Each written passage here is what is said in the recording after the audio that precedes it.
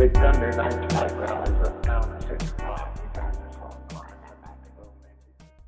Welcome to Zero Credibility. Hi guys, I'm joined with Justin and special guest returning for her second episode. It's Flory. What's up? Hi.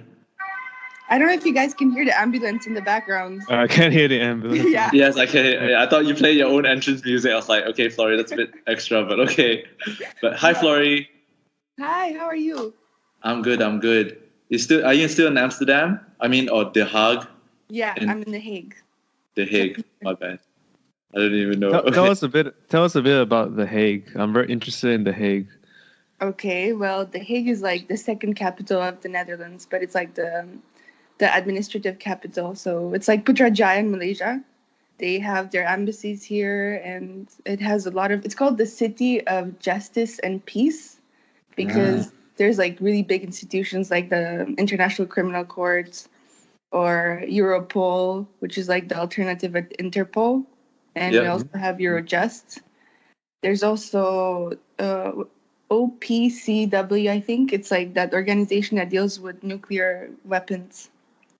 Okay. So it's like it's supposedly a very international city that focuses on peace, and a lot of lawyers come here to like deal with what's it called? The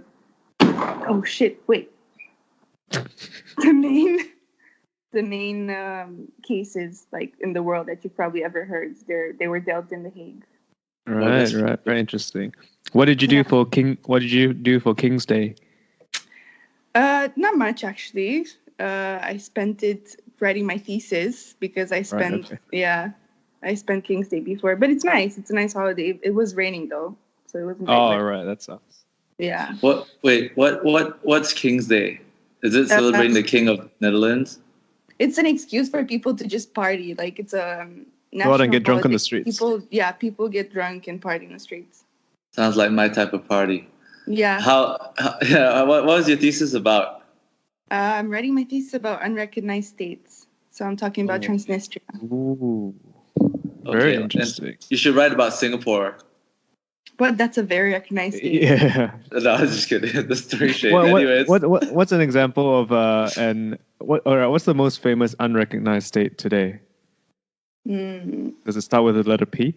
That's recognized. Palestine is mostly recognized, but nothing's being done about that. Like people are acknowledging its existence, but that's all.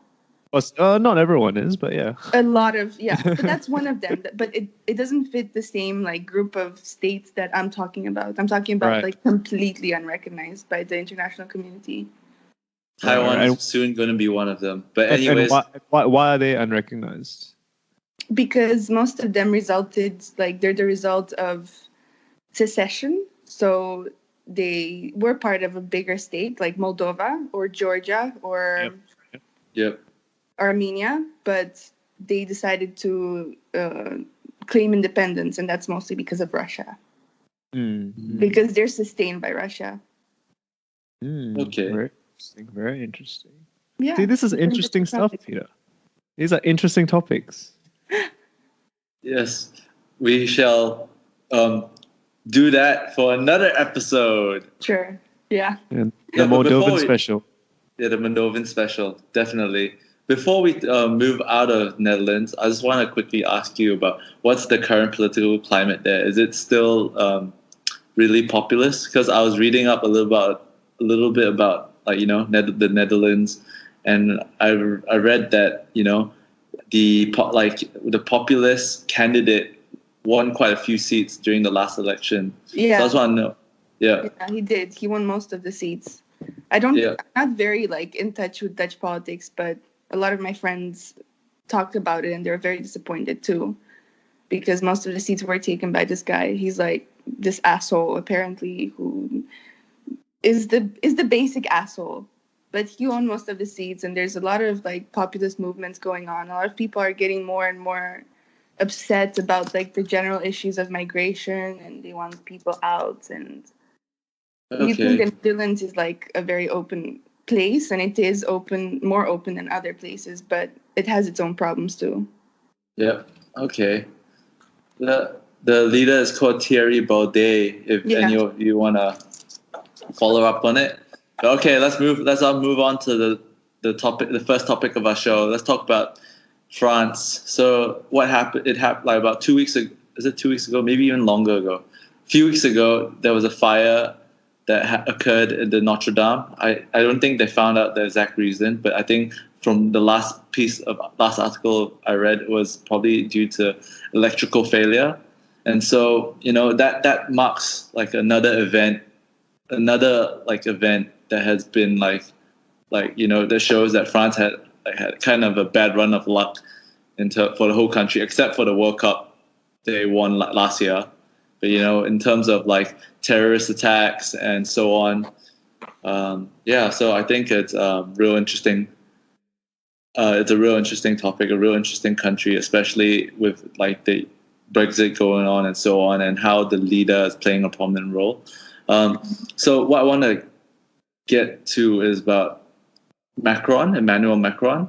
So he came into power in 2017 as a young, independent, popular candidate, and he was popular because he was promising reforms. He wasn't independent though, right? He campaigned as an independent. He's like a centrist. He's a centrist right. But he basically said like, "Oh, I'm going to make the economy better. I'm going to do something." I'm going to do something. I thought it was part of the party. I didn't know that he was independent. No.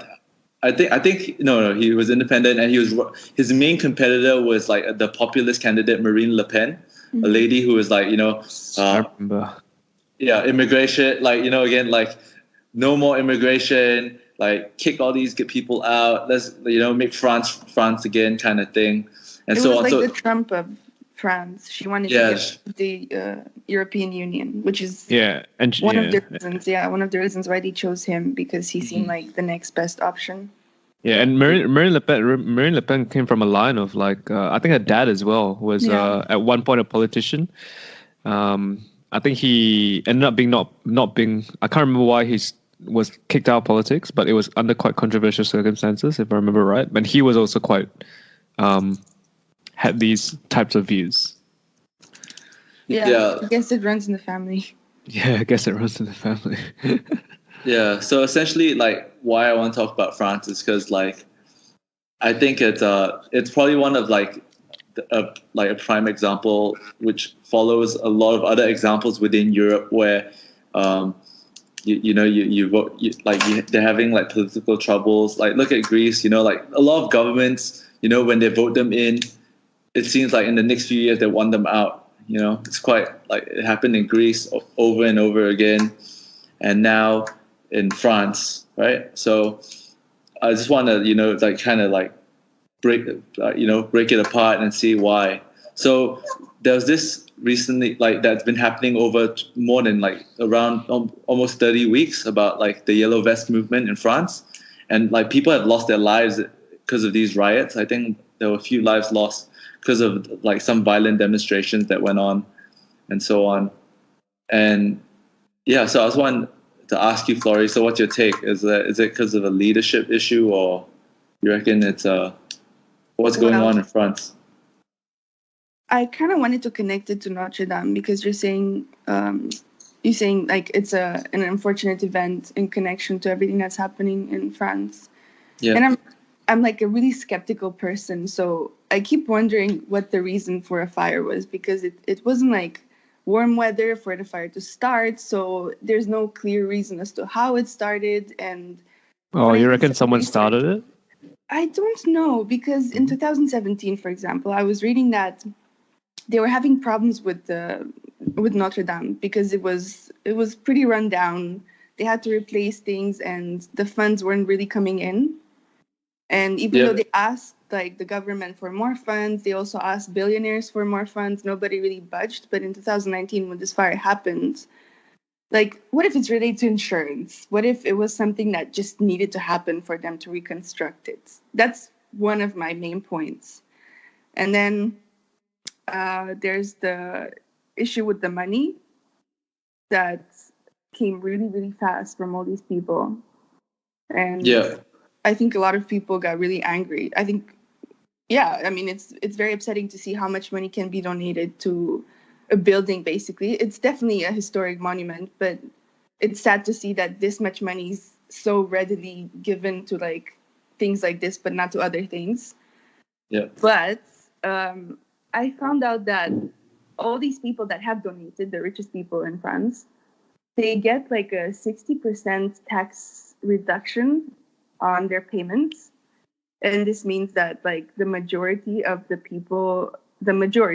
population in France will have to pay for these donations that these rich people are making, which doesn't really play well with what Macron is doing right now and his policies and the yellow vests either.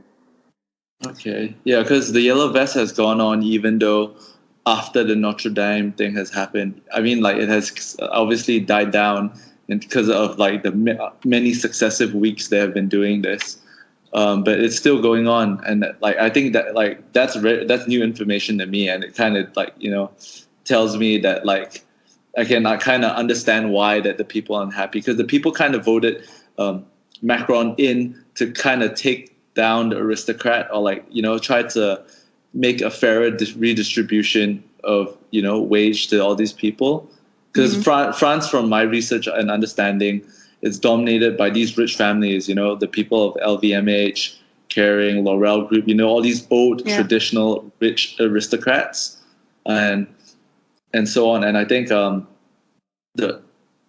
basic understanding of France right now is that there's a huge inequality in France. The people who are in the lower end of this wage spectrum are struggling with rising gas prices, high unemployment hovering around at 9% right now, and the government's been trying to be more like environmentally friendly, and this kind of like increases the cost of living, and this has like this is one of the core reasons of the yellow vest movement.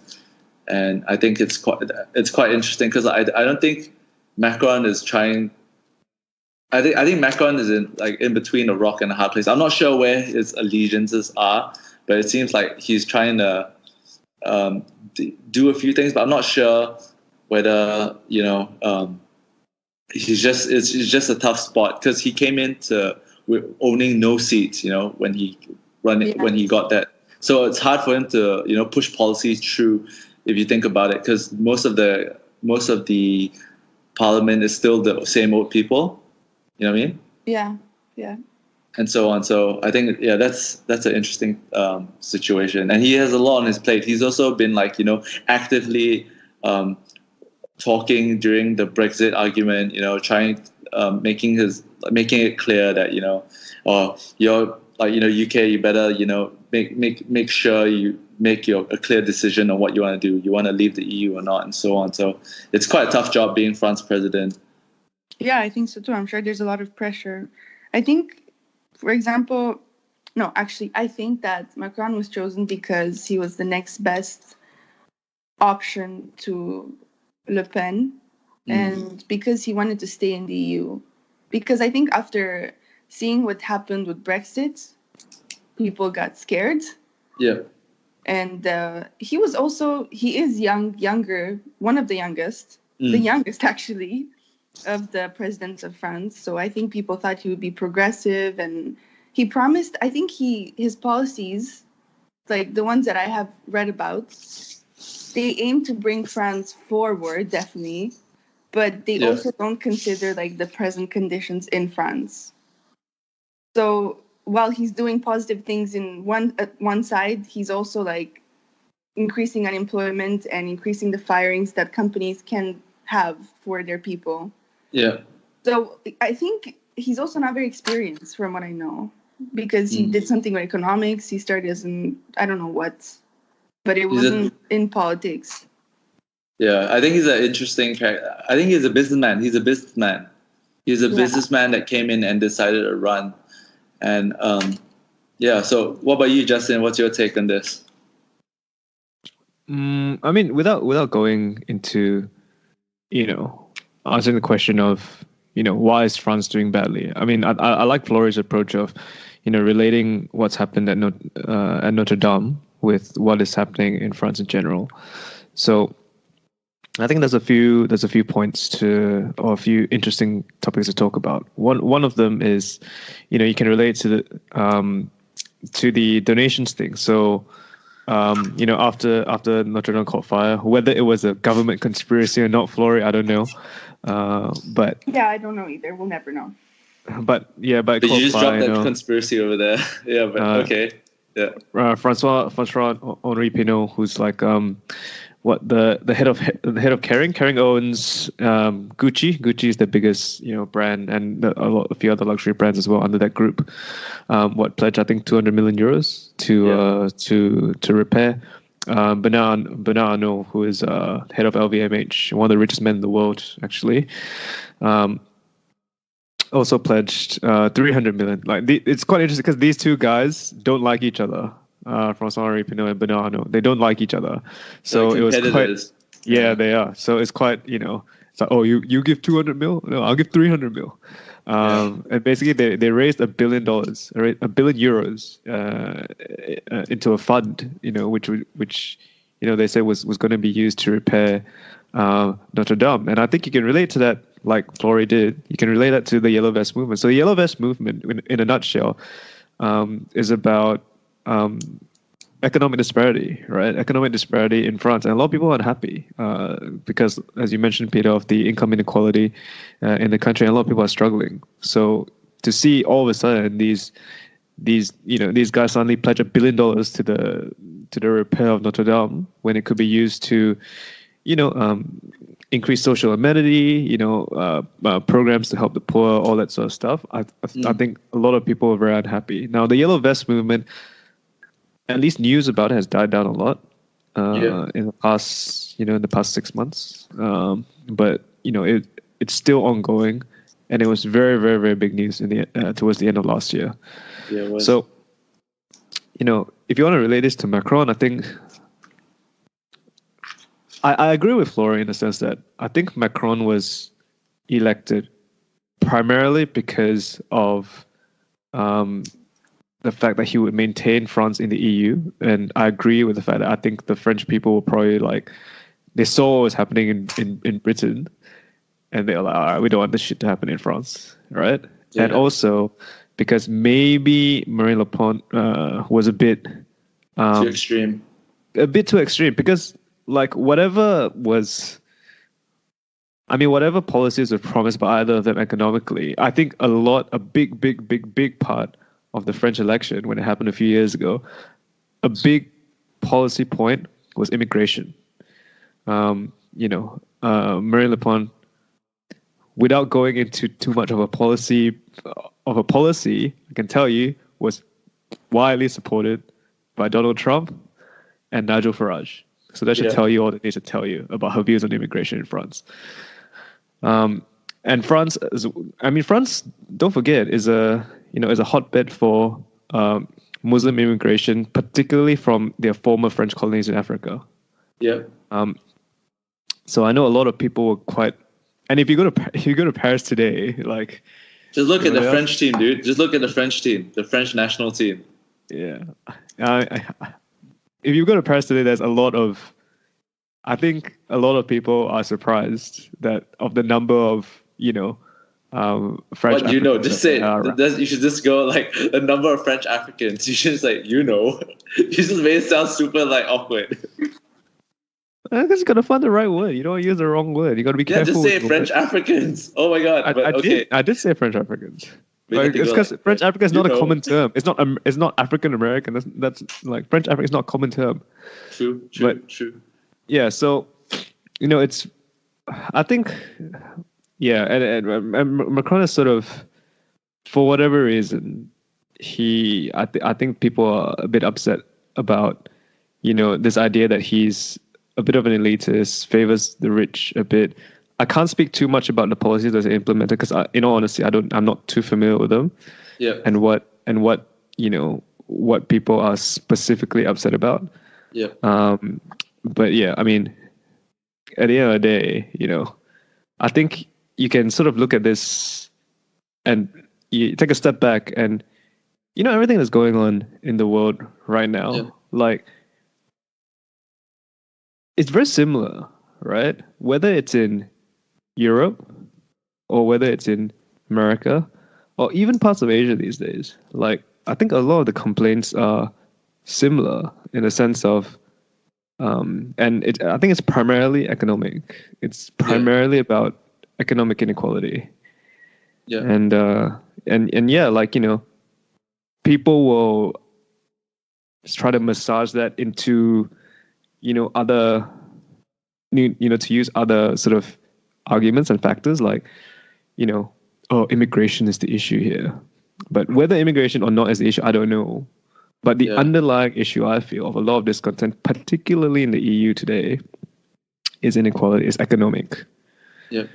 I think that immigration is like used as a scapegoat for everything that's happening. Yeah, it's the easiest. It's like if you're not doing too good, it's obviously easier to blame someone else than. Yeah. That's very true. Yeah, and the fact of the matter is, a lot of immigrants that come to the EU, particularly in Europe, right? Yeah. They're not rich immigrants. Yeah. A lot of them are either political refugees, working class. Working class, like if you want to say working class, I think even to say working class is, you could say it's generous. These guys are escaping wars, escaping, all sorts of that sort of stuff. So, like they're not going to be rich immigrants. And then, so it's very easy all of a sudden for these people to resort to, or be involved in crime or be involved in, I guess, unsavory things. And then, you can make that equivalency of like, oh, well, immigrants bring crime. Yeah. I mean, like, that's like a tough discussion that I think we can say for that. That's like a whole nother topic. But like I think in general, I think Justin, you encapsulated the discussion and topic really well in terms of it's basically economics, right? The brunt of like the low end are feeling it because most of the wealth is distributed. Like it's all held by like a small percentage of people around the world. Yeah. The 1%. Right? The 1% of it's the 1% of the 1%. Yeah, Peter, you would know all about that, Peter.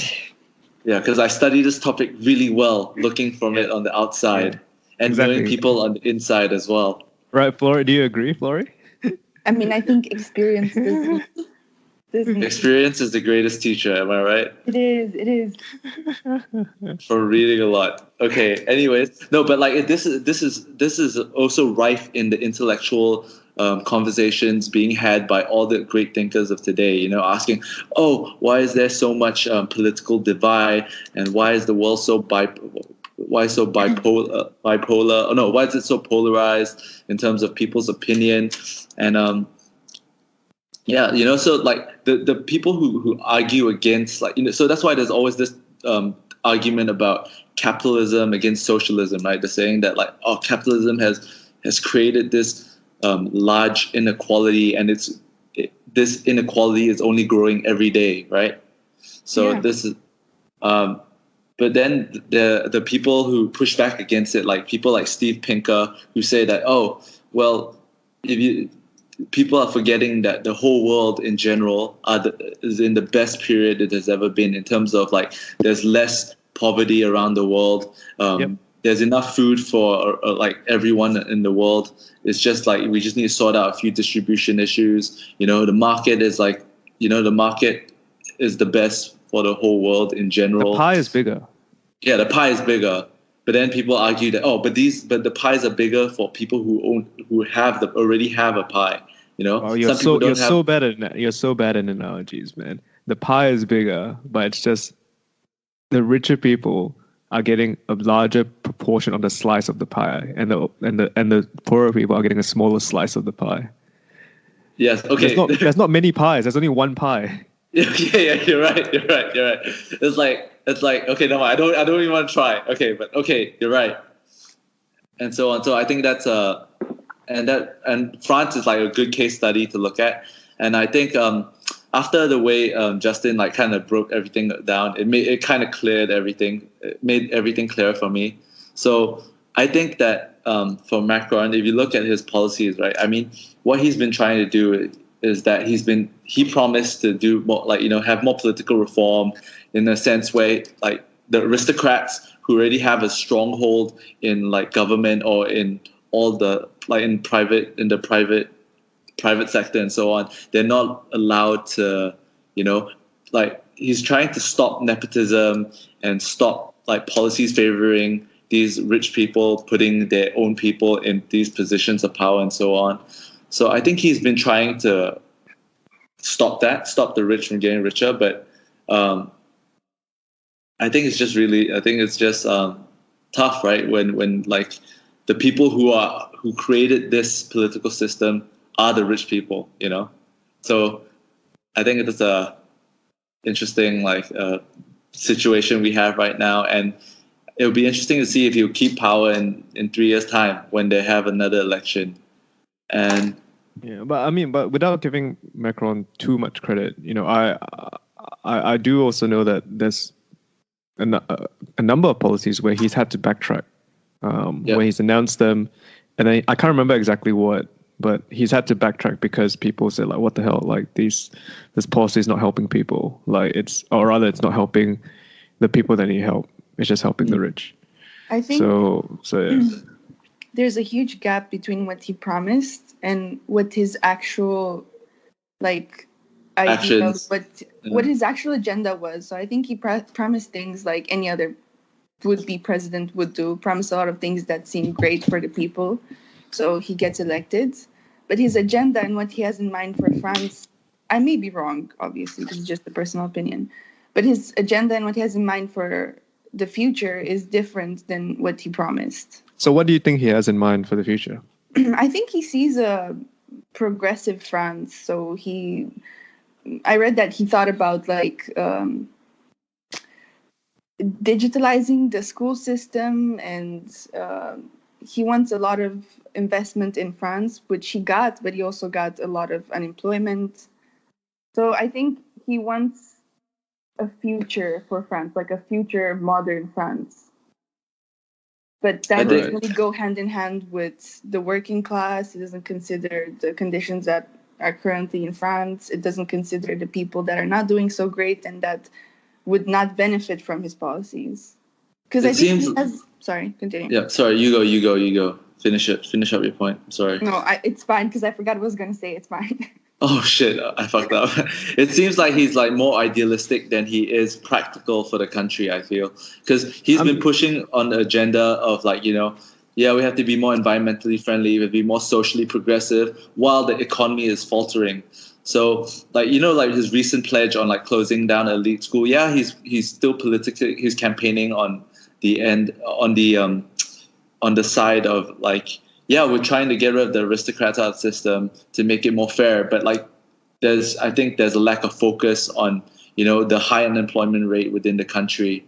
And I think one of the issues like which supports my point that like he's struggling to change the culture and the, you know, the traditional political system or like the economical system of France is the 35-hour work week.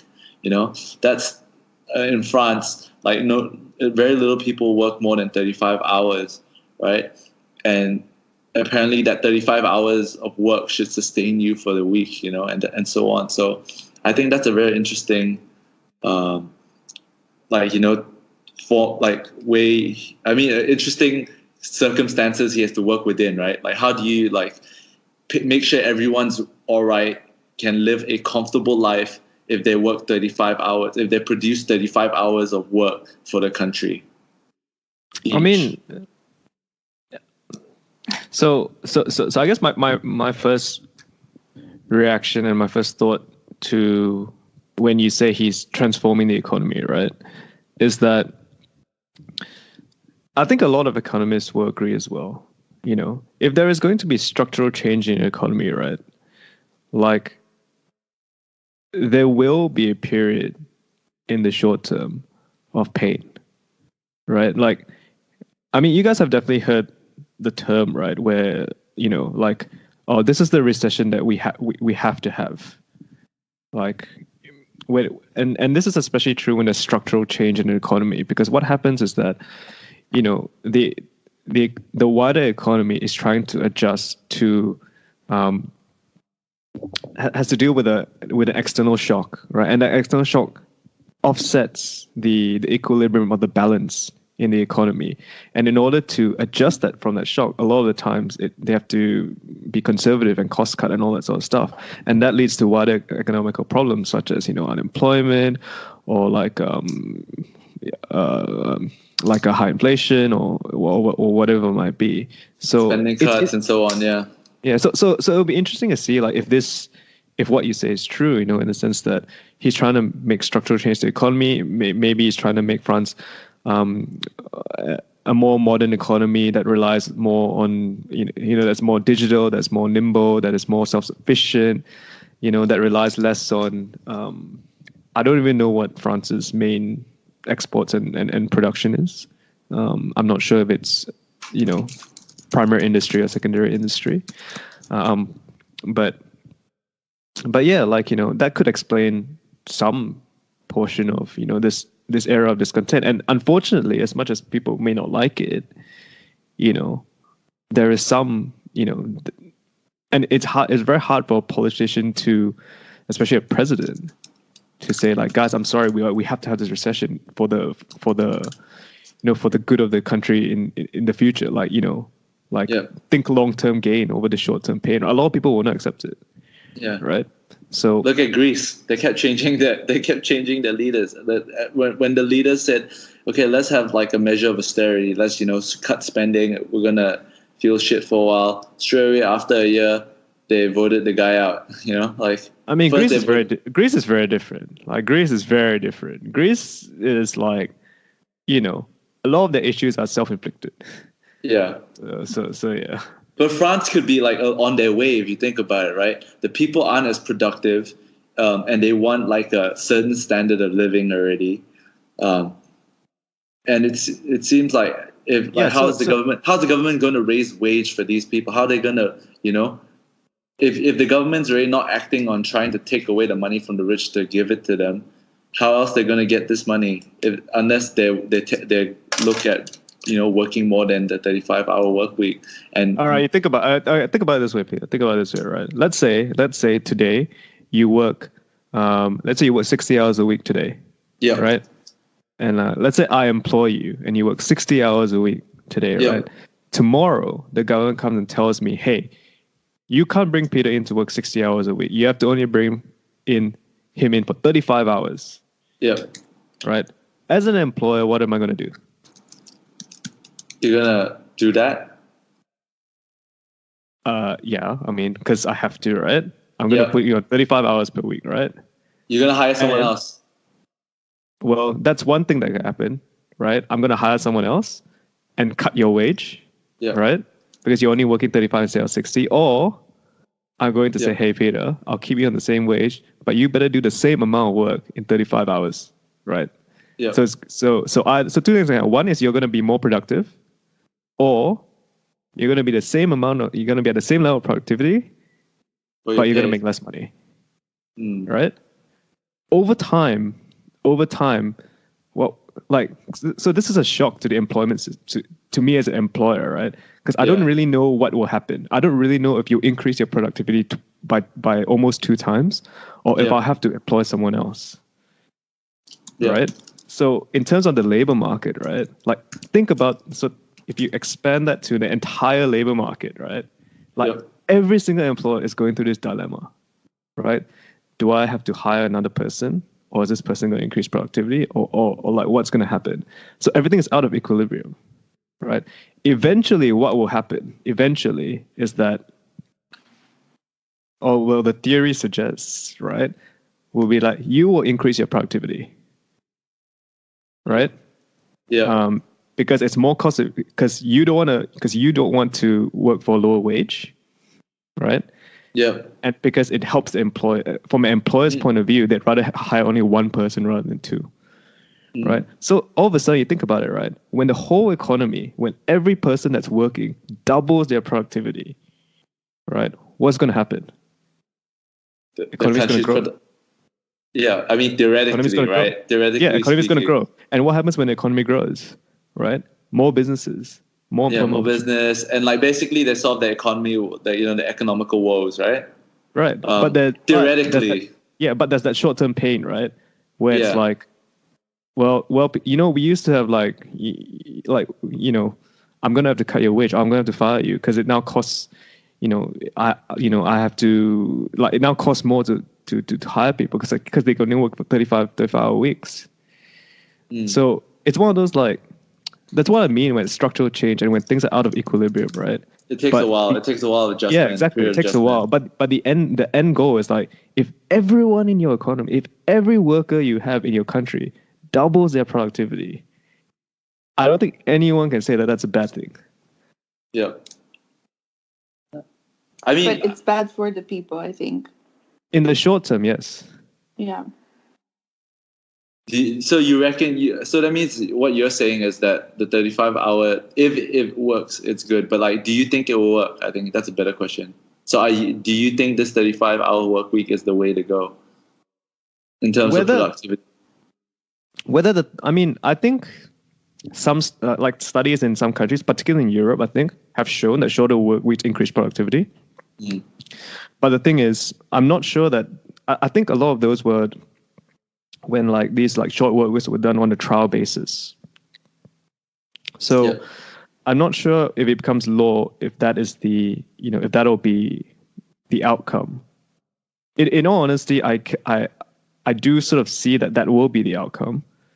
Increased productivity will be the outcome. But like I said, it'll take time for everyone to adjust, like the whole section of your population to adjust, from employers to employees. Like everyone's going to have to adjust. And when you're making such a massive structural change in your labor market, like there will be pain. Sure. But how do you justify that to people, Yeah. Well, I mean, to kind of like wrap Macron up kind in a sense, is that he came in France. He came in like to the France presidency as like a man of reform, and it seems like a lot of his reforms for the economy hasn't been coming off, or maybe we have yet to see its true effects. So maybe we need to give it some time. He started out by giving out handouts, spending money on labor training programs, and I think it's been 2 years. So, and there's 3 years left of his presidency. So we have to see what happens out of that. But so far I'm not convinced personally. But another thing that he has done over about 2 weeks ago was that he made a pledge to close down an elite school in France, which he went to, and which a lot of political servants of France went to as well, and people who are like part of the 1% of the 1% of France attended. It's called ENA, right? ENA, or École des Nationales, or something that. Don't try, man. Don't try. Okay, ENA. I mean, you already struggle with English, man. Let alone French. Man, fuck you, Justin. Fuck you. Okay, anyways. So this leads on to my next topic on elitism and about private schools and so on. So I just want to ask you what your guys' take on like elite schools in certain countries, basically a stepping stone into the government, or the stepping stone into the elites of their country, respective country. You have Eton in England. You have the Raffles International in Singapore, and so on. Really? I didn't know that. Oh yeah, I just recently read a book called The Ruling Elites of Singapore, and you go to certain schools and you get tapped up. Oh I know, but I didn't know Raffles was the equivalent in Singapore. Oh yeah, it's Raffles and Hwa Chong. Like these two schools are where all the ministers come from.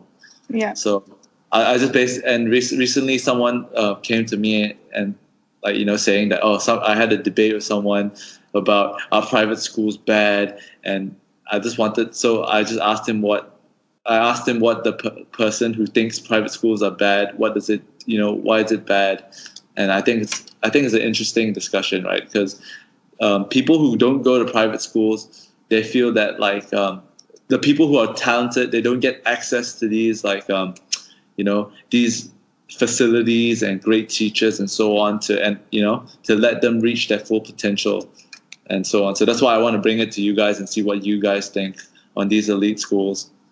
And some people who don't even deserve to go to these schools because they're not bright enough or they don't perform enough, yet they scrape, yet they get to benefit from this system and so on just because they have money, Yeah. They believe like the best schools should be based on meritocracy rather than how much money your dad has. I think with our economic system today, it's bound to happen. So yeah, I agree. Yeah, I think it's impossible unless, I don't know. The And only also, way like, it wouldn't happen is if you have communism, I guess. And also, I think like in terms of like meritocracy, I think it's been shown that these private schools, they do, like, the kids that come out like have better results. I mean, like objectively, from like in terms of BCE results or in terms of whatever the Singapore. Those are GCSEs. Those are GCSEs. They call it like I'm sure that I'm sure that they have the private school kids produce better results. Mm. So isn't that a meritocracy? Yeah. Okay. So I was hoping that you guys would say this because this will lead on to the next thing, next topic. Because in Singapore, especially, let's just narrow in on Singapore. In Singapore, they brought up an argument that if all these people are being tapped up from the same specific school and the same school of thought, does that make the leaders, a closed circle? That means there's less diversity. You're less in touch with the general, the generality of Singapore, and you're just in your kind of like echo chamber. That's a very big topic right now in Singapore. I think the answer to that is yes, but I also think it then becomes a does it matter question. Right? I think it does matter because if I'm to think of France, for example, or any place, it matters because these people live in their own bubble. And for example, what Macron is doing now, he's trying to respond to the yellow vest by completely taking out the school. I think that's the perspective of someone who went to the school. I don't know really his background, but I think it's just someone who had an okay life and he managed to go to school and he's now a politician. So he leads from this perspective. When you don't have this perspective, you can't consider the rest of when you do have this perspective, you can't consider the rest of the perspectives because you don't have the experience of people who live in other conditions other than what you know. I agree. I agree. I think there's a difference between France and Singapore. Definitely. In the sense that in France, you vote for your leaders. Yeah. In Singapore, you vote for the party. Yeah. And let's be real. You're not really voting anything in Singapore, right? Let's be real, man. Yeah. let's not bullshit around here. In Singapore, you're not really voting for anyone, man. All right. In Singapore, when they have the election, there's one winner, and we all know the winner before the election happens. All right. So let's not beat around the bush here. Hey, Justin, you could say that, right? But like, what happened in Malaysia, man? Yeah, you're probably saying that like, yeah, we all know UMNO is going to win. That's why you didn't vote, right? No, Singapore's different though. Yeah, it's a bit different. The system is way more stacked. It's way more stacked against the opposition's favor. Yeah. But I mean, but whatever the case, right? In France, it's like, the people can vote for not just their president, but also for their, whatever their MP equivalent is as well. Yeah. So you would hope that system would allow for people of various backgrounds to form a government to govern the people. So the government is essentially reflective of, what the people want. Society from top to bottom. Yeah. Yeah. Right? True. Yeah. Yeah, no, I think in terms of like, I agree with Flory that like, I think it's good to have a bit of diversity. I'm not saying that, oh, you should come from everywhere, but the Singapore government has noticed that they have been like, taking their ministers from like a very fixed talent pool, and now they have opened it up apparently. So I kind of agree with Flory that like diversity helps in a sense, because if not, you lose touch of your population, which is why during the last election, the opposition managed to win more seats, which then led to the current ruling party to gerrymander even more, to make it even more impossible for the opposition to win more seats, and so on. Okay, let's move on to Flory's topic, about sustainability versus capitalism. And I don't know what exactly you kind of want to get into, but I have a feeling you want to. Are you trying to talk about, like, for example, like if you're a leader of a country, how do you align your goals with sustainability and capitalism, kind of in going different directions, right? Am I right? Well, my topic was mainly because I see it happening here in the Netherlands, and I know the movement started in England. The Extinction Rebellion meetings and protests by people. What is it? Explain it to me in like I'm 5 years old. Okay, I will try. So it's Extinction Rebellion is just focusing on like the political and economic and social aspects that contribute to our extinction as humanity and of the planet. And it's focused on climate change, and it's focused on really making a change in the governments.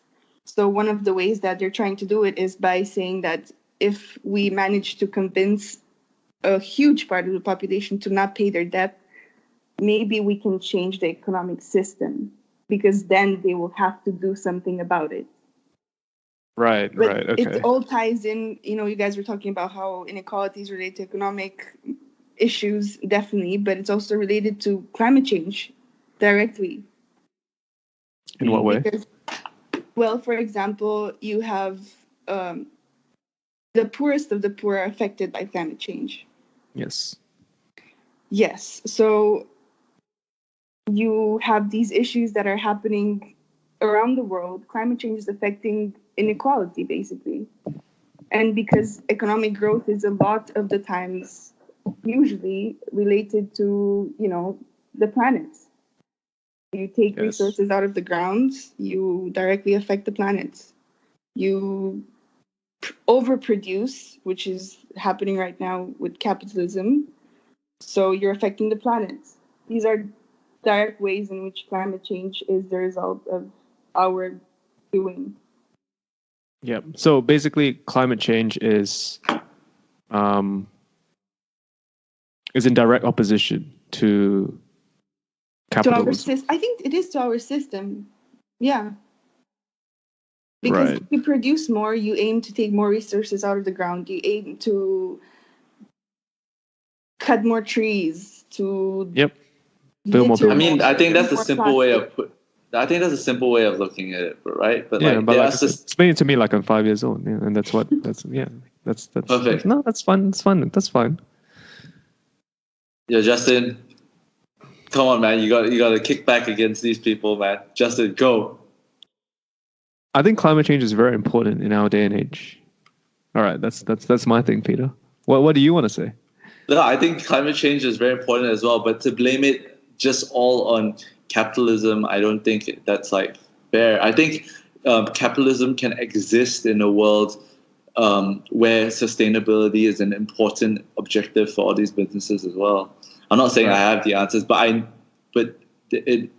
I mean, there are definitely sustainable businesses which, work on a capitalist kind of structure as well. It just has. Yeah, give us an example. They are like, I mean, look, it's very easy to say that, you can do A and B, but recycling companies in Malaysia. Like the illegal recycling companies in Malaysia, they make a lot of money recycling these stuff, and they've been taking China's waste because China's recently made a extreme left turn in taking other people's waste, and they've started to take higher quality waste, and they drop like the lower quality waste to places like Malaysia, and people and like. And you're saying that that's that's a business that is centered around sustainability. Recycling is not centered on sustainability. I mean, you just said that China is sending low quality waste to Malaysia. UK. But I mean, no, but China is doing it because I think no, it's because of the cost. The cost of recycling these things have increased to a point where it's not financially viable, which is why they send these lower quality waste to somewhere where it's cheaper to do it, like Malaysia. Okay, I have an example that goes against what you're saying, Peter. There's companies, really big branches of clothing, for example, that are making profit out of the issue of sustainability and climate change, and they're making clothing lines that they say is, oh look, this dress or this whatever is sustainable, but it's not. Yep. Because you're producing more and more and more on the basis that people will buy it because they think it's sustainable, but it's really, really not. So this is where capitalism comes in. I'm not saying capitalism is to blame, but it is though. But I'm saying that, and these people, Extinction Rebellion and everyone, it's backed by like renowned scientists and scholars. It's not like it's made by people. It sounds very radical, I know. When I first saw I saw posts on Facebook about people joining it. Some of my friends are going to these marches and meetings. Sorry, are we gonna see you? Are we gonna see you like naked on TV making a protest for save the earth? You won't. No. Okay, but just making sure. I haven't been to one, but I feel like I should, because the more I realize how our planet, we literally have 10 years. And in South Africa, in Cape Town. You have 10 years to, or what? To reverse whatever's happening. We have 10 years for doom, and that's really not a lot of time. Okay, my pushback on this is that I feel like the study on on sustainability and the world. I believe in climate change. I want to make it absolutely clear. I believe in climate change, but I'm a bit skeptical on the studies on climate change. Yeah, it's like how you're skeptical on the studies for vaccines, right? I'm not. No, I'm not. I told you I'm not. Okay, but anyways, in terms of the studies for fucking climate change, people told I've been taught in school that apparently coal would run out in 2020. Now there's no kind of news of we're gonna run out of coal. Now the news has changed. Actually, and I hate calling it climate change because that's what's been tested to sound better for people. It's global warming, right? It's essentially global warming. Yeah, no, I agree. No. The term global warming and climate change, I think that climate change is a way better term than global warming. Because then you have idiots saying oh man, it's been the longest winter in Britain in forever. Global warming? Pff, no man, it's really cold. It's okay, true. Okay, climate change, man. It's climate change, true. But one of the reasons why they changed it to climate change is because global warming sounded really bad, right? And that's why they kind of rebranded it. It was a rebrand, It's because of idiots like that who are saying oh man, there was a blizzard in Chicago in freaking in March. Oh man, it's what global warming are we talking about? It's because of idiots like that. Okay, so yeah, no, I do believe in it, but I think this 10-year thing, how I obviously there is a timeline, but to believe that it's just 10 years, come on, man. It's already happening. Okay, I know, no, Africa. I was saying that it's been happening around the world. Day zero. It's been happening around the world. The ice have been melting for ages, which I think is bad. Yeah. But it's melting more and more at a much faster rate. But if for these people to say what should we do? Are there real plausible real? I think there are, but that means a drastic change in the system. Something that the top 1 will obviously not go for, and that's the main problem. That's why it's called Extinction Rebellion, because they're trying to literally change things from the bottom. I think, okay. Justin, what's your take? Because the way she's explaining this, I feel this is the dystopian future kind of movie. I really think our planet really depends on this. It sounds super drastic and super scary, I think, and it sounds like really utopian, like you said. But which dystopian or utopian movie is gonna happen, Justin? What do you think? You think there's gonna be the Hunger Games? You think it's gonna be like Terminator? What do you think is gonna happen? hopefully I don't not. know. But look, I will say this. I think these sort of like very sort of what's the word? Oh shit, what's the word? Very radical ideologies and very radical groups tend to overstate, the bad things. And I'm not just talking about this group. I'm talking about every group, right? They tend to overstate the threats, right? So I don't, without knowing too much about, the timeline that we have left on this earth or whatever, right? I find it very hard to believe that we only have 10 years left, right? Yeah. Justin, thank you. Why do you have to take so long to kind of like stand on my side? We have 10 years left. It doesn't mean that the planet's going to literally end in 10 years. It means that we have 10 years to make changes. Yeah, it's not like whatever we don't do in this 10 years, we can't reverse, right? No, and that's fine. And that's fine. If this is the rate that we go at and continue to go in the next 10 years, there's really nothing we can do to change how the planet's going to be at the end of those 10 years. Sure. No, and I wouldn't be, I wouldn't be like, nah, that's bullshit. But I don't think like I said, without doing too much of the research and without knowing too much about research, I'm a bit skeptical, but I don't discount it could be right. Okay, I'm same with Justin. I'm fucking same with Justin. But I think that this idea of all right, the first thing, right, that climate change affects poorer people in poorer countries inversely more. I think that's true.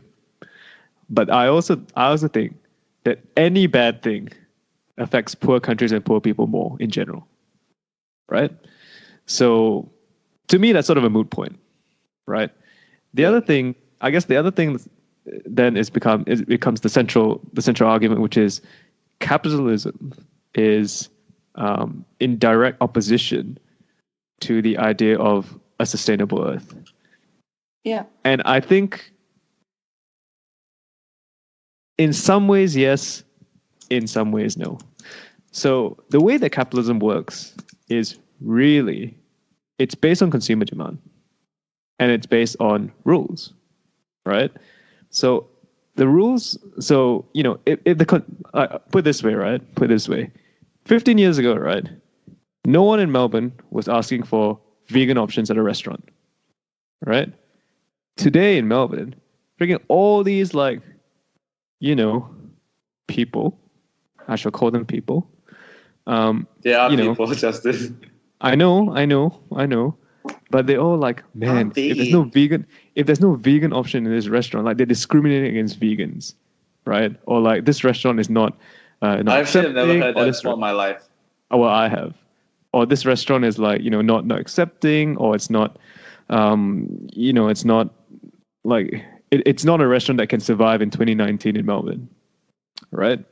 So demand has to be there. Yeah. So demand has to be there, right? And also government regulation has to be there in order to compel companies to become more sustainable. Yeah. And like you said about that thing about like, there are clothing companies who go and advertise, this is a sustainable T-shirt. It was done using, it's made bottles. using sustainable cotton or like recycled plastic bottles. Blah blah blah. Oh. But then you said that either they're lying or it's not sustainable because you're producing more. That's true. Like maybe that's true. But the fact of it, it's a first step, right? Like you can't go from 0 to 100 overnight. Right? The fact that this option exists in the first place, I think it's good. It's a first step. And you got to take steps along the way to get to the end, right? You can't go from like the starting line to the finish line in one step. Right? So if people start to make this a priority and there's public appetite for it, it's going to happen. The fact of the matter, though, is there public appetite for it? Do governments really care about it that much? I think some Nordic governments do. I think in England, for example, after all these protests, they started making it a priority. Even France, I know that climate change is first on their agenda, and then security. Yeah, and that's great, right? And so, you know, the UK and England are not going to be like, all right, we're going to be, I don't even know what a, climate change first economic system would be called. Like, it wouldn't be called capitalism. It wouldn't be called, so I don't even know what it would be called. But the fact of the matter, if it is becoming first priority in France, for example, like, isn't it, then they'll work in tandem they'll work within their capitalist system, right? Yeah. So I think they have to work out how they're going to do that. Yeah, That's what I said. But like I said, it's going to be something that is gradual rather than immediate. Yeah. Like, and the fact of the matter is, right? Like, you're saying that thing about, if we just tell the world's people like not to pay their debt, the governments will have to address debt. No, it is a very radical approach. I agree. Yeah, like, and the fact of the matter is that's just not going to happen. No. Like, you know what I mean? Like, that's just fanciful. It's just not going to happen. Yeah. So we have to take, slow steps to get to the end. And I think there are steps being taken, especially in the Western world, in the more modern countries. Yeah. Maybe the US excluded, right? Yeah. Like, even China, right? You want to talk about a capitalist country, right? Even China are taking the lead in climate change and renewable energy.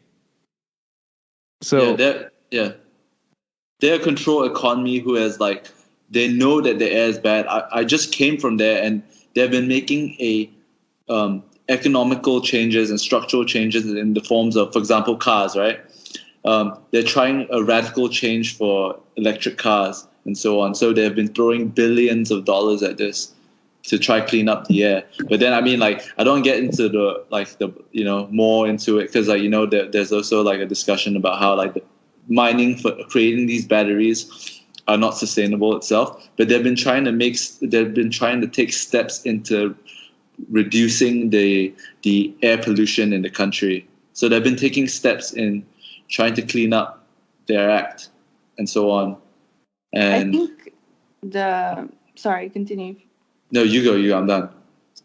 So I was saying that I think the movement is so radical because I do believe that we don't have much time. Maybe you guys disagree. So I think that's why they're suggesting these radical movements and these radical things to be done. I think that's the main thing. Right. Yeah. And to be fair, I think if, let's say that, they are right, and 50 years from now, half the world is a desert, the Netherlands is underwater, the Netherlands is actually very worried about this. So of course, because they're they're going to only have electric cars. They're only going to allow electric cars on their highways. I mean, if anything, the Netherlands are, I can definitely see why they'd be worried about it. Yeah. Yeah. I mean, they are called the lowlands for a reason. Yeah. So yeah, I mean, of course, but let's say that does happen, I think everybody will look back and be like, oh man, shit, we should have done something, we should have actually done something at the time that we could. But I think there's also I think a bit of a disregard for the fact that I think technology improves as time goes on, and there will be some solution. I don't know what they might be, but there will be solutions. Whether there's solutions to solve the problem, I don't know. To make the problem become zero, I don't know. But I would like to think that probably will be solutions that will mitigate some of the impacts. Yeah. No, I'm on Justin's side. I think we have been taking gradual steps. I remember before, in Malaysia, we never used to recycle, and suddenly there was recycling bins introduced in Malaysia, which is, So there are active steps, right? It just takes time. Sustainability isn't. Yeah, okay. I don't know the timeline, like you said. I'm skeptical, but I do understand that we're on the clock right now as we speak. So this is a very difficult, and like no one really has like the right answer. But no, but I think it's a very interesting sort of point of view, though. I never really thought about it in that way before, actually. Which part? The whole idea. Oh.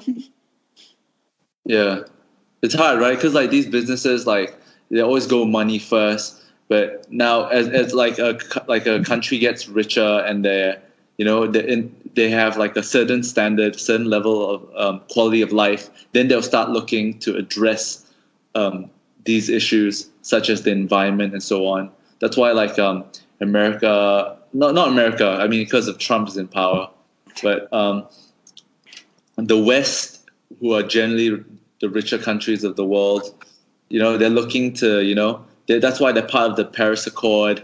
They're taking up these like sustainable measures for companies and so on. So I think we're taking this. The European countries are a bit more ahead, but I think everyone will have economic growth in their first interest. And I think that's where the problem is, because you have to somehow find the balance between doing something that you really know that needs to be done and meeting the interests, like the economic interests. Yeah, but I think that leads on. It's a bit of a tangent, but the very basis of that argument that all countries will always look at economic development as number one. I think the underlying reason for that, right, is because a lot of people equate economic development as being better off or being happier, right? Yeah. But that's why I think now also, because of this whole inequality thing as well, there's more and more studies and more literature and more press around like, what does it mean to be happy, right? Like, is economic, is being economically well off, is that happy? Because like the happiest countries in the world, are like countries that are not necessarily like the richest countries in the world, right? Norway is super rich because of the oil, right? But people start to question: is GDP the right way to really? Bhutan is the happiest country in the world, if I remember. Oh, it's one of the happiest. Well, I think Finland was last year. I can't remember who was. They actually disagree. Like they interviewed people in Finland, and they're like, "We're not that happy." Yeah. I mean, like, how do you measure happiness? I think that's like it's like the definition of happy, right? In the sense that, they might not. They say, "Oh, because I was in Finland last year, right?" And you ask people like there was a girl who was talking about this, and she says like, personally as a Finn, I don't feel like we're very happy. Like there's not a lot of sunlight here. People are very quiet. They keep to themselves. Blah blah blah. But then it's about the definition of happy, right? It's the sense definitely. That the poorest don't have to worry about where am I going to get my next meal, right? Yeah. Or that sort of thing. So it's not about, oh, ha ha ha, I'm so happy I got to I got to fly business class today, so it's like that. Yeah, do you watch Lego Movie? I watched the first one. Yeah, do you know the song Everything is Awesome? Everything is awesome. Everything is cool when you're part of a team. Yeah.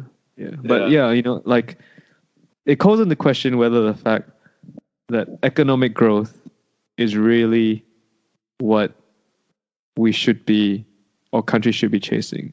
Whether economic growth is really the answer to people's welfare or not. Yeah, I think. Well, in this system, it is. Well, you say that. It's also ingrained that we need to work to get money and so on. I mean, I think that's true, but and the fact of the matter is, though, I think you do need to work too. Yeah. I mean, I think work provides. I think work does provide more than just monetary. Just money. Like they do studies in Sweden, and the fact of the matter is, there are studies which say a lot of people find a sense of purpose in work. Yeah. The problem is that in a lot of countries, people have to work shitty jobs that they don't want to do because of money, right? Like, so they don't derive satisfaction from it. Yeah. So, yeah, I don't know, man. Like, especially when you look at the Nordic countries and they got tax rates in the, in the 50-60%, and yet, these people still seem to be the happiest or the most content people in the world. You start to ask the question, right? Like, is having a lot of money or is being taxed very low, is that really the secret to happiness? Yeah, I think that's a very tough topic, and we can talk about that another day. I think you can only say that if you do have a lot of money. Yeah, you can answer that. I think rich people always say, "Oh no, I have all these other problems," right? It's like Peter always say, "Oh, I have all these problems." Shut the fuck up, Justin. Fucking hell, asshole. At the end of the day, it's like. So then the question becomes: would you rather have rich people problems or poor people problems? I don't think anyways, anyone would choose the second. I think life. Exactly. Everyone has their own different problems, but life, the meaning of life is your life is meant to be, filled with problems, and you have to solve them, and that's one of the adventures of life. All I'll say is that to live is to suffer, guys. To live is to suffer. Whoa, that was very philosophical. Thank you. Think about it. There's so much meaning behind those words. Actually, to live is to suffer. Yeah, Justin, are you a Buddhist? Because that's the core. I don't know if I am, but yeah, those words, there's a lot of meaning in those words, man. Yeah, I know. A lot of it I can definitely understand and relate to. To live is to suffer, guys. Yeah, the inherent meaning of life is suffering, according to Buddhists. I just googled the quote you just said, and the full quote is: "To live is to suffer. To survive is to find some meaning in the suffering." Yeah. This is Nietzsche. Okay, this is a philosophical thing that we can have another discussion. But Flory, do you agree? To live is to suffer? I think that's it. Yeah, kind of. Yeah, it is. No, but I don't think that line is complete without the second half, what Flory read. To survive is to find the meaning in the suffering. It's only one half of because what that's saying is basically you're born into this world and you have a set timeline, right? You're going to die at the end of the day, so you can sit there and do nothing and be nihilistic, right? And just don't do anything, right? Because you know that nothing. If there is no God or there is no heaven, you can just die, right? You're just going to die and there's going to be nothing. So what's the point, right? So that's why the second half of that line, where you need to search for meaning, you need purpose. That fits in, that humans are purposeful creatures and so on. I think there's many ways that you can interpret to live is to suffer. No, but Nietzsche said that because Nietzsche doesn't believe in God, right? That's why he wrote the book God is Dead or something. Yeah, I just read some basic a little history on philosophy. That's why I know that. But we can talk about that another time. Okay, let's move on, right? I really want to get to Taylor Swift. Okay. Okay, let's go through this really quick. I think let's just close this out really quick. Maybe spend 5 minutes on this topic. Facebook has started banning extremists from their platform. So they banned Louis Farrakhan, who is a pro-black, almost like a Malcolm X type of figure, who believes that black people shouldn't have interracial relationships with white people, and so on. And then there's Milo Yiannopoulos, who was part of Trump's campaign, and he wrote some articles in Breitbart and so on. And Alex Jones, who writes about conspiracy all the time, and he has this site Infowars and so on. So the reason why I brought this topic up is because I wanted to ask you guys, do you think this is a publicity stunt from Facebook trying to take some heat off them after Facebook's been in the news over the last 2 years for stealing people's data or influencing elections and so on? So are they actually taking a step in the right direction to try remove potentially bad, influential, harmful, influential content on the web? I think this topic is so loaded. You know my view on this topic already. Just give your 2 lines. Give your 2 sentences, 2 basic sentences. All right, I can summarize this whole topic and my whole view on it in these terms, right? Yeah. So, one, right? Yeah, they're censoring all these right-wing people, right? They're deleting their accounts and all this sort of stuff, right? The fact of the matter is, though, who's to say, like, why are these tech companies, right, given the license to say what we can or cannot, what information we can or cannot access? Whether this information is right or whether this information is wrong, whether you agree with it, whether you don't agree with it, doesn't matter. Why should it be up to Mark Zuckerberg? Why should it be up to Silicon Valley to decide to tell me this is how you should act, or this is what you should believe, and this is not what you should believe, right? That's one thing. The second thing is the thing about, is it a publicity stunt or not, blah, blah, blah. Do you think they're doing to make things better? I don't believe any corporation on the face of this earth, right? Any for-profit corporation on the face of the earth does anything because it is, this is what we believe to make the world better, right? I think they do it with the end goal of it being, this is what is best for business. At the end of the day, right now in the US, there is a lot of movement from Silicon Valley and from tech companies to be quite prominent in their in their liberal thinking, to be quite prominent representing liberal ideas, and to censor right-wing ideologies, right? And so they're just following the trend because that is what people are expecting, and so they'll do it. I agree with Justin. Yeah, me too. All right, okay, let's just move to Taylor Swift then. So, Justin, I'll let you present this, topic because we all know you've been waiting for this. I actually don't even know if I've been waiting for it too. I didn't even realize that. Well, I mean, I knew that there were teasers in the weeks. I didn't even know that. I just knew like the day before. I just knew the day before. Yeah, to the release of this single. Like, I know she's not so nothing active about this. because she's not so active on like Instagram or Twitter, one of them, right? No, she used to be, but then after she used to be one anymore because all the haters, all the haters. Yeah, they just want to hate for no reason. No, ever since she lied about allowing Kanye to drop a song name dropping her, and so yeah, on. sure, and we all know that Kanye West is a super credible source. So, there's audio evidence, dude. There was evidence of like Kanye talking to Taylor. So there were like Taylor's exposed. There's also evidence, of you saying many things, Peter. But a lot of it depends on context, right? And some stuff you leave out, and some stuff you put in, right? So let's not get too ahead of ourselves. Let's not get too ahead. Anyways, there's also evidence of Drake inappropriately touching young girls, But that doesn't seem to matter to you. Okay. Anyways, let's continue with Taylor Swift. Okay, what did she do? Nothing. She just posted like teaser images, all that sort of stuff. All of a sudden there's like rumblings on social media. So fans were expecting something to come out. Then the song dropped. And I'm not sure if you've heard the song. I've heard the song. I watched the video 5 times so we could like analyze the video and like try to read. I only watched the video once. Oh, what the fuck? Okay, I'm over prepared for this then. Well, I yes. haven't heard the song, but I'm watching it now. Anyways, so Justin, what are your thoughts on the song? I want to hear what you think first, because I have very clear thoughts on this.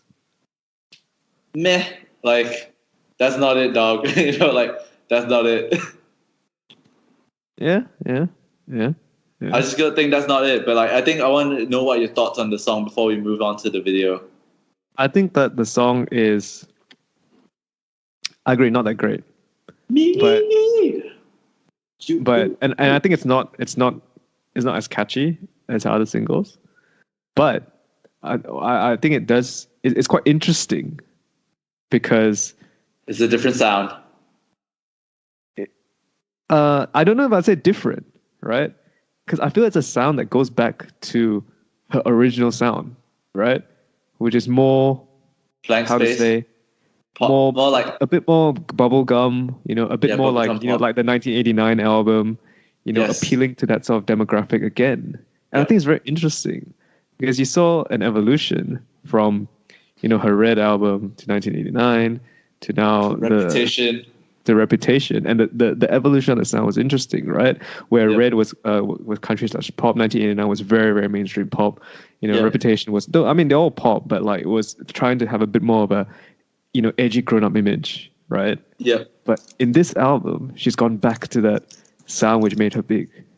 Yeah. And I think it's a bit, I don't know if it's like Regressive. it's gonna be an anomaly in the album. Like maybe it's only this song that's like that. But I think it's very interesting considering how Reputation was not as popular an album or as strong as album as 1989 or the Red Yeah. album.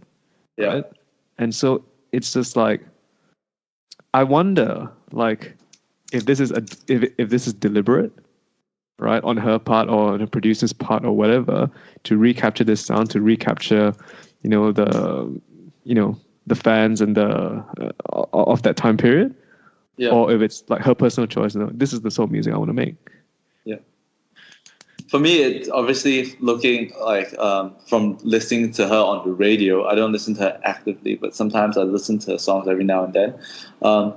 Yeah, I agree with you. I think it's she's trying to go back to basically her moneymaker, right? Because Reputation, it sold well. Don't get me wrong. It just didn't sold as well as before. So it'll sell well because it's Taylor Swift, right? Agreed. Yeah. So, but was it as strong an album or as strong a in pop culture relevancy as no, 1989? obviously not. It's not. Yeah, not, obviously not even close. Yeah, definitely. And for me, it's interesting because it's kind of like she's kind of going against the grain of the sound of today. Because what I thought she would do is do something like Reputation and go a bit more, more hip hop beats or trap beats. Because like Ariana Grande, that's her sound evolution has been like following the sounds of the top 40 essentially, right? I mean, like most pop artists do that, right? Like they start out, like they follow the trends in pop music. Yeah. Right. Exactly. Yeah. So I was quite surprised that she went in that direction, and I think like if you look at the video, the video that she drops is very thematically different compared to all the videos for Reputation as well, right? Because the ones in Reputation, it painted Taylor as like oh, I've been backstabbed. I'm like the old Taylor isn't here anymore. Yeah, like I'm a savage now, right? I'm like a guess savage. What? The old Taylor seems to be back. Yeah, because the snake kind of Brendan Urie this time.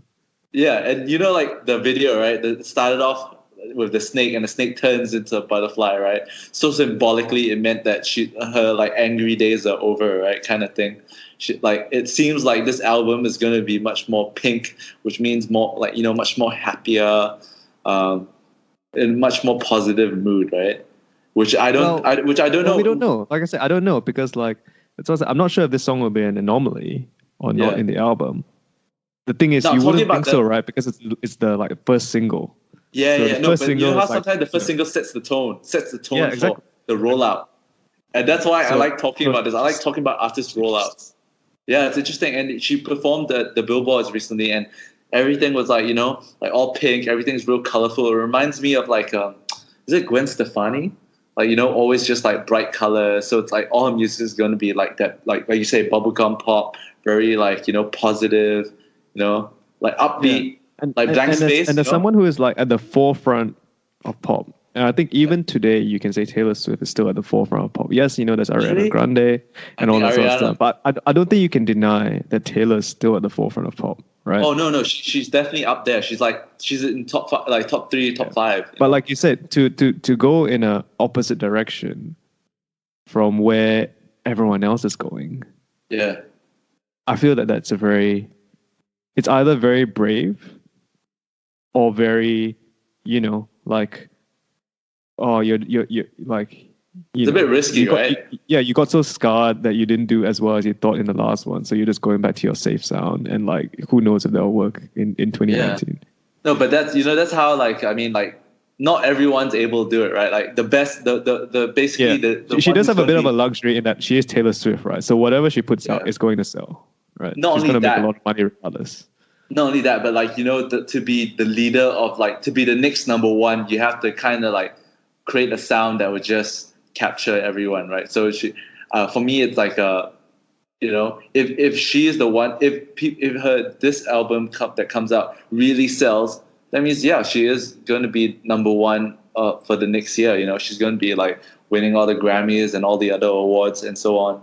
So it's just like, you know, we just have to wait and see whether her sound, the new sound or whatever sound that she creates on this new album will be, you know, will be accepted by the general public. What do you think, Flory?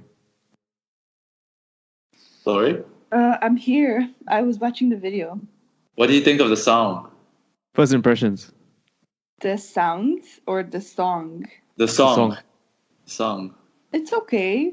It's not my type, but Wait, what type. is your type? What is your type of music?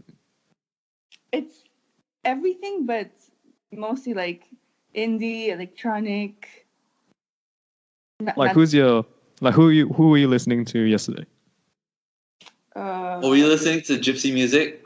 Excuse you. What do you mean? We all agreed. We all agreed that gypsy music is good. No, but I wasn't. You only listen like in Romania. You What only the listen fuck? to that when you go. Only during celebrations. Yeah, exactly. Okay, my And we bad. talk about like the difference. I'm not gonna get into this, but yeah, this sounds like a very Taylor Swift song. I like the video; it's cute, Yeah. and it's a realistic song. What? How realistic? Like, come on, this is a song they're gonna exaggerate everything, but the message What's the message? that what the line says, "You're not gonna get another like me," and I'm a bit psycho, but that's it. Yeah, That's I true. mean that's true. But That's true. It does reflect her. Up the lyrics, and they don't match the song. Maybe I'm looking at the wrong lyrics. The song is me, right? No. Yeah, no, it Yeah. is. And it's kind of similar to Ariana Grande. Thank You Next, right? If you think about it. Thank You Next is about. Because Ariana Grande is talking about a breakup. She's talking. No. I've been listening to that song a lot. Yeah, I mean the breakup is a part of the song, but the main important bit of the song is that there's no one like I have to love me, you know, like because Ariana said like, oh, I'm currently loving. Is that the main part of the song? There's a verse in the song that says, I'm currently loving with someone. Her name's Ariana. But she's talking So- about self-love. Yeah. I want to bring up that song a little. This is a bit weird because I'm listening to that song. Don't you think that song is a bit of a weird song? Because she's saying like, I'm so grateful for my ex, but thank you next. So is she trying to throw shade at them? Or is she trying to be like, I'm actually really thankful for this relationship? Because it sounds like... It's the second part. She's saying, I'm grateful for whatever I learned, but bye. But like the way she says it, thank you, Nick. So it sounds like me, for example, like going to a girl's like, I really, I'm so grateful. You made me a better person, but bye, bitch. It sounds like that, you know? After like listening to the song over and over again, I was like, damn, she sounds like a psychopath, you know? Like, Excuse you. No, I think like it was very soon after she broke up with the guy, right? So there's definitely a lot of different emotions going on in that song. what do you think, Justin? Like, I mean, I think it's a very catchy song. yeah, but like in terms of the message of the song, you know, like. I think the message is that women are not and should not be defined by the men they go out with. Yes. But you're just saying some pandering shit. I'm not. No, I just It's exposed true. Justin over here. It's true. But What, do you not agree? Do you think I women should be agree. defined by the men they go no, out with? I agree. Like she is her own individual. That's why she said like. That's why I'm seeing like. That's why the person I'm in love with is Ariana. She's saying she loves herself, which is fine, totally fine. But what's your take on someone saying like going up to you? Imagine your girl comes to you and say, "Oh, you taught me so many things, but thank you next." You know, and she made that song and she dumps you. How would you feel? She didn't make that song and then dump Pete Davidson. Like, she dumped Pete Davidson before she made the song. I know, but like, imagine if you're Pete Davidson and you heard that song. How would you feel? It's just whatever. It's a catchy song. What the I fuck? don't think that's what he would think. I'm sure that's not what he thought. Because I remember reading that they blocked each other and he told her that, well, he wasn't in a great mental state. We all know that. But he told her to stop contacting him and that the Ariana Grande army of people started bashing on him. Yeah, as they Yeah. do. Yeah. Well, all the Mac Miller fans started bashing on Ariana after Mac Miller, overdosed. So I think this thing is bad. I think her intention is just to make a good song. But I'm just trying to basically get at, do you think it's right for her to, sing it in the tone like that? For me, I feel that it's not right to go Mac Miller died already, and you go oh, Mac was an angel, but thank you next, and he just died. I'm like, bro, this is a bit grim. The song. I don't think that's what even in. I know that's not the intention. I know that's not the intention. Don't get me wrong, but it just sounds, the optics, right? Just from listening to it, it just sounds like, whoa, sounds a bit off. You should, But she is an artist, so she can put out there whatever she wants. And she even said this, that, I'm grateful that I can just write a song, put it out there, and it just exists, and that's it. She doesn't have to go through other procedures. Yeah, I think it's quite interesting that you're bashing this song which is about women's empowerment and in this day and age, Peter. Stop framing it like I'm a woman hater. No, I like the song. If anything, I don't like that song actually. I like Seven Rings and Break Up with Your Girlfriend on Board. I think those two are really good songs, and I would like to see. So you agree that women should just break up other people's relationships? Well, Ariana Grande sang that song. I just really vibed to the song. I don't know what the message of the song means, but okay. I think it's pretty clear. I think actually the second song, The Break Up with Your Girlfriend, is more controversial than the Thank You Next. I think they're both controversial in different ways, but she's making a lot of money out of it. So you don't really care about the message of break up with your girlfriend, but you care a lot about this message about Thank You Next. No, it's not the message. This is what you said, man. No, I'm just saying that don't you think the nature of the song is a bit of a fuck you to all the guys she dated? That's what I'm just I'm asking you. I'm just asking you, do you think that, or you need am to I answer, because Peter really wants the answer out of you. No. I'm just wondering whether I'm the only one who's reading it wrongly or something, because it just sounds bad, right? From my end. In all honesty, I didn't listen too closely to the lyrics or whatever. I think it's very catchy. That's it. Okay, after this, just go listen to the song, listen to the words, and then you can tell me next time what you think. But anyways, I want to know what you think about the Break Up with Your Girlfriend song. I think it's a catchy song, but I don't think it's right. I don't think the message of the song is right, but I'll bop my head to it. But I won't say the words. All right. Yes. So, all right. All right. Sure. We've got the tape. We've got the recording. I'm gonna ask you guys for your predictions out here. Do y'all think? Okay, I like to see Ariana Grande. Taylor Swift beat Ariana Grande's numbers for these few songs. I don't know if she will, but what's your take? Not with this single. Okay. What do you think? Do you think the album will be good though? I mean, that's sort of I know it's hard, but I just want. That's what I'm asking you. Is it gonna rain? Is it gonna rain on the 5th of June? I don't know, man. Okay. What do you have to go on? Based on the single. You can't. You can't. You can't do that, man. You can't judge an entire album which hasn't even been released just on one song. I think it's also very subjective. I don't listen to Taylor Swift, so All right, I'm just gonna throw in my prediction then. I don't think it's gonna slap. I think her next album's not gonna be it. It's not gonna beat the album 1989, which had a lot of slaps like Blank Space, Shake It Off, and those are the only two songs I remember. But those two songs I actually really like. And yeah, I think that's it.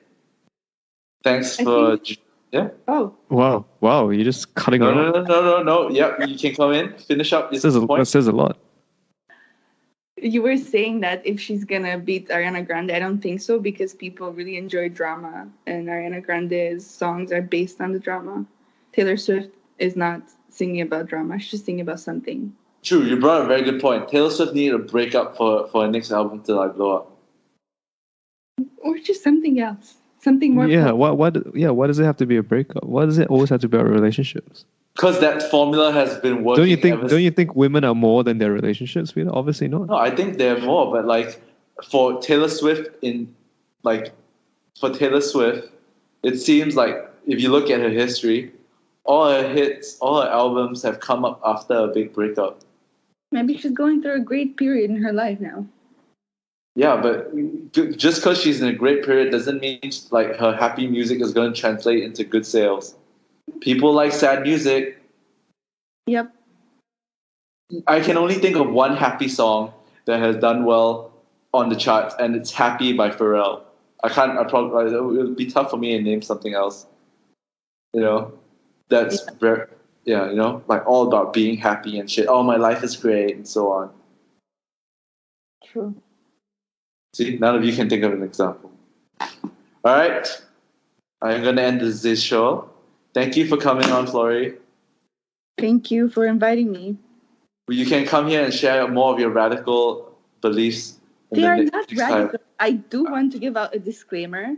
The capitalism versus sustainability issue. It's a like I'm not neutral, but I'm not for or against it. I just think it's necessary to consider these issues. Then you're neutral. Okay, fine. No. How about you, Justin? What? You got anything to say? I think I've said everything I need to say, Peter. Okay. Bada bing, bada boom. Thanks, guys. Thanks for listening. Goodbye. Bye bye.